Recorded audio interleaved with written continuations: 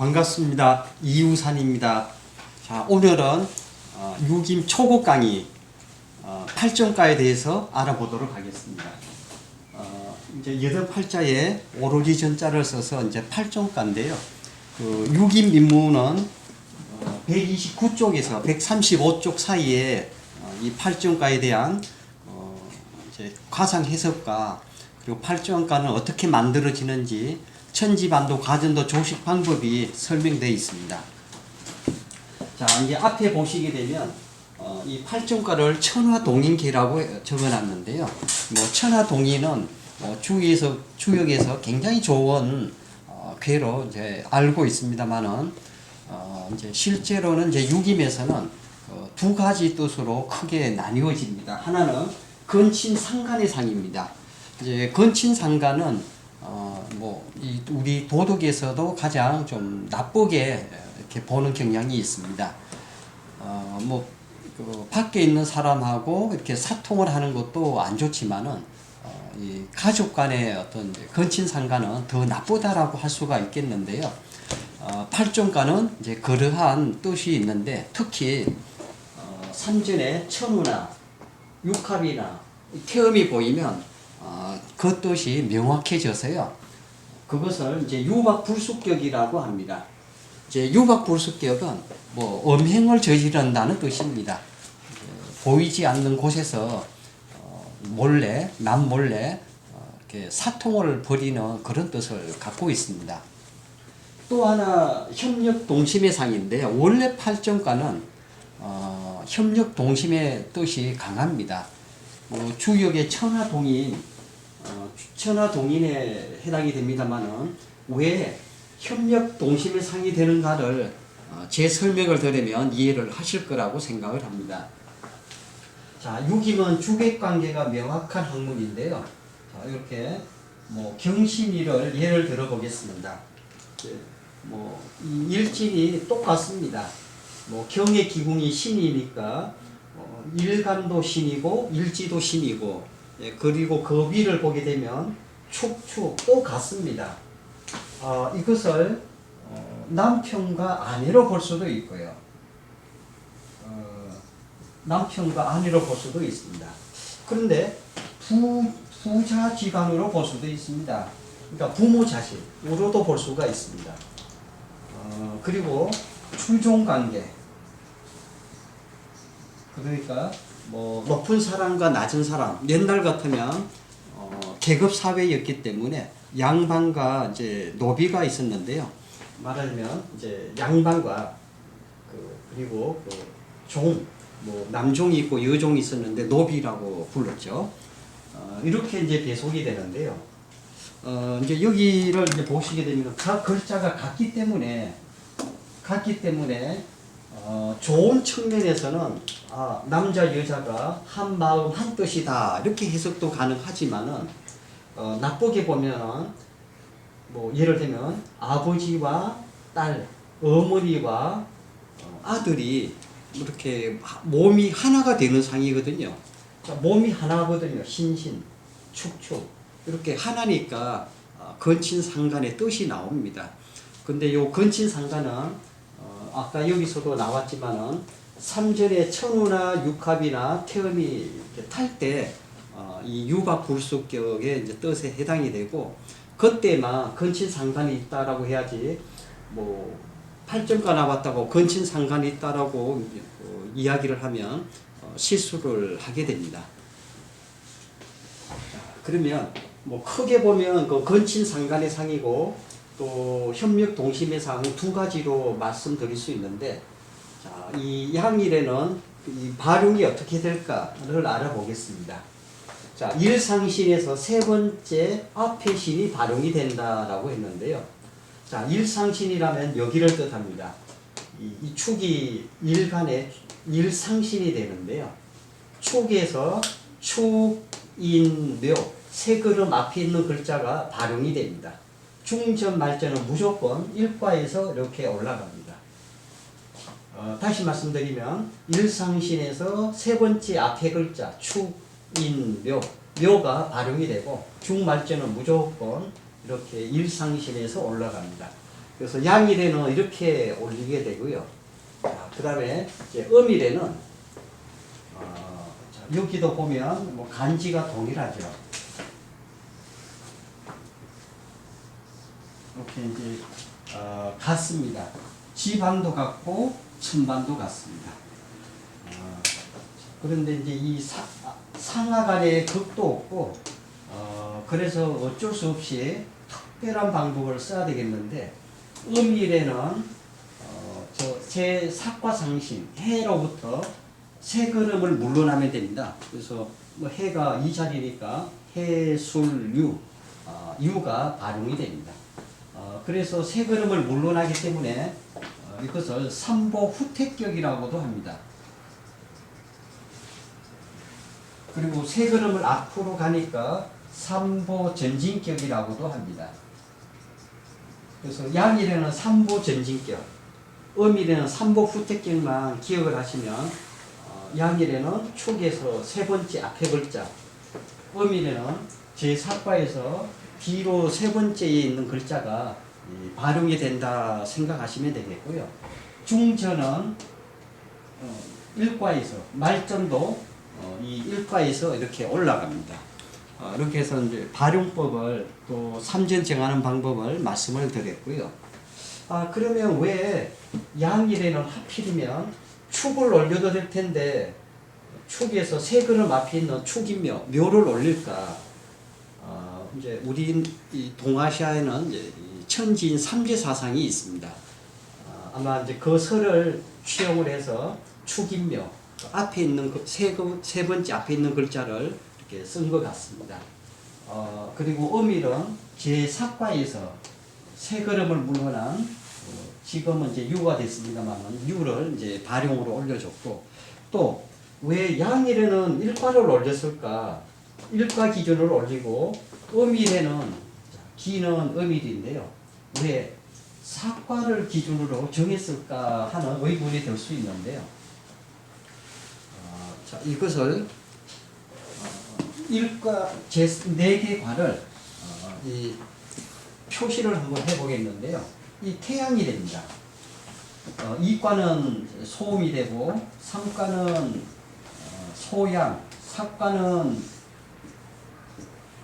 4과는 이제 태음이 되겠는데요.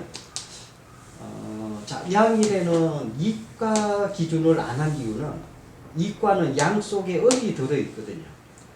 그래서 양답지 못합니다.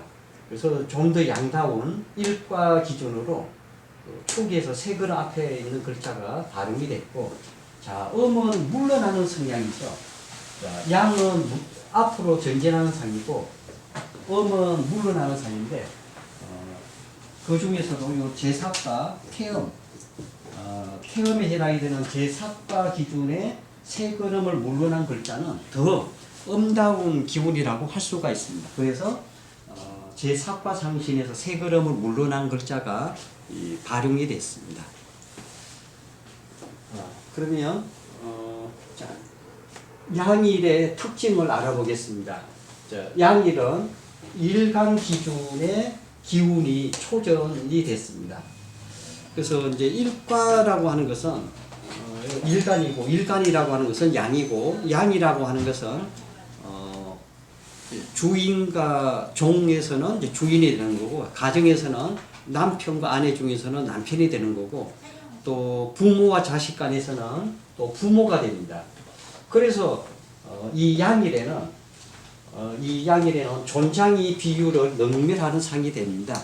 그래서 이제 부모가 자식을 좀 압박하는, 남편이 아내를 좀 능멸을 하는, 또 만약에 뭐 청와대라면, 궁궐이라면 임금이 신하를 좀 우습게 여기는 뭐 그런 뜻을 담고 있습니다. 그러면 이렇게 쓸 수가 있습니다. 양일에 부모 자식 간에 쟁송이 벌어진다면 부모가 유리하다라고 할 수가 있겠죠. 뭐 여기 적지는 않았는데 양일에는 삼보전진격이고, 자, 양의 기운이 올라갔기 때문에 부모는 자식에게 이기고 남편은 아내에게 이긴다 이렇게 해석을 할 수 있습니다. 또 전쟁을 한다면 아군과 적군이 됩니다. 아군이 유리합니다. 그 다음에 이제 어밀인데요.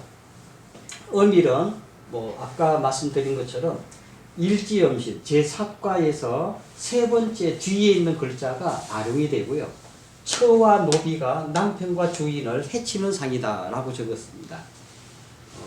그래서 처는 남편을 능멸을 하고 노비는 주인을 배반을 하고 자식은 부모를 우습게 여기는 그런 뜻을 갖고 있습니다. 그렇기 때문에 이 일지엄신이 발용이 되는 이 어밀에는 만약에 남편하고 아내가 쟁송을 벌인다면 아내가 유리합니다. 부모 자식 간에 또 쟁송이 벌어진다면 또 자식에게 유리합니다. 만약에 전쟁을 한다면 이쪽이 적군이 됩니다. 이쪽이 적군인데 적군이 유리하다라고 통변을 할 수가 있습니다. 그럼 이제 팔정가는 뭐 가장 중요한 것은 이거인 것 같습니다. 자, 팔정가는 혼인정단하고 가정정단에서 최흉합니다. 뭐 흉한 정도가 아니라 매우 흉한데요. 그 이유는 특히 유각불수격이 나왔을 때 더 심한데요. 말하면 이제 건친상간을 하고 있는 가정이기 때문에 문제가 있는 겁니다. 뭐 일례로 이런 경우가 있었습니다. 어떤 경우가 있었나 하면 모자가 살았습니다. 모자에서 자는 이렇게 나이가 꽉 찬 젊은이인데요. 이제 모자가 살다 보니까 한 방에서 자게 되고 그러다 보니까 연인으로 발전을 했고요. 이거 이제 이래서 안 되겠다. 그래서 장가를 보냈어요. 그랬더니 각시가 왔는데 각시 방에서 자는 게 아니라 엄마 방에 와서 잠을 자는 겁니다. 그래서 이혼당한 경우가 있습니다. 그래서 건친상간은 결국은 건친상간 때문에 이 팔정가 특히 그 유각불수격이 나오면 나중에 결국은 이별하게 됩니다. 이혼하게 됩니다. 그리고 팔정가가 나오면 유실물 정단을 하면 안에 있습니다.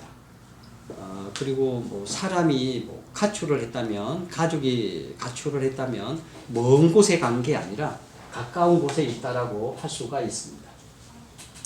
유박불수격은 아까 말씀을 드렸습니다만은 천우나 육합이나 태음은 음란의 천장이라고 부릅니다. 음사라고 이제 이 말을 하는데요. 음란을 뜻합니다. 그래서 이제 유박불수격 요 3전에 천우가 있든지 육합이 있든지 태음이 있든지 이렇게 보이거나 아니면 여기에 보여도 되고 어쨌든 3전에 이런 음란의 천장이 보이면 유박불수격이고 건친상간의 뜻이 강화가 되고 그래서 이런 혼인정단 그리고 가정정단에서 매우 나쁩니다. 자, 그리고 이제 독족격이 있는데요. 홀로 독자의 발족자입니다. 이 과정이 바로 독족격인데 유라는 글자가 너무 많습니다. 하나, 둘, 셋. 자, 천반에만 5개가 있고요. 지반까지 하면 7개가 됩니다. 이렇게 유라는 글자가 너무 많으면 이제 사람 신체로 말하면 팔 하나만 있는 상이고 아니면 다리 하나만 있는 상입니다. 그런 상태라면 제대로 노래 어디 나가서 일도 못할 것이고 행동이 부자유스러울 겁니다. 그래서 이제 독족격이 나오면 유기민문 135쪽이 뭐라고 해놨냐면 이동하려고 하지만 어려움이 있다. 또 태아는 불길하다. 태아는 어떻게 불길한가 하면요. 팔 하나밖에 없는 아이 같은 상입니다. 이제 예전에 제가 환경보건을 공부한 적이 있는데요. 이제 이 농약류, 그러니까 이제 석유 추출물에서 이렇게 무슨 화공약품을 많이 만들어내거든요. 살충제 같은 거. 그것에 이제 부작용이 있었는데요. 어느 지역에서는 출산을 했는데 말하면 이제 포탄 같은 아이가 태어났어요. 팔다리가 없는.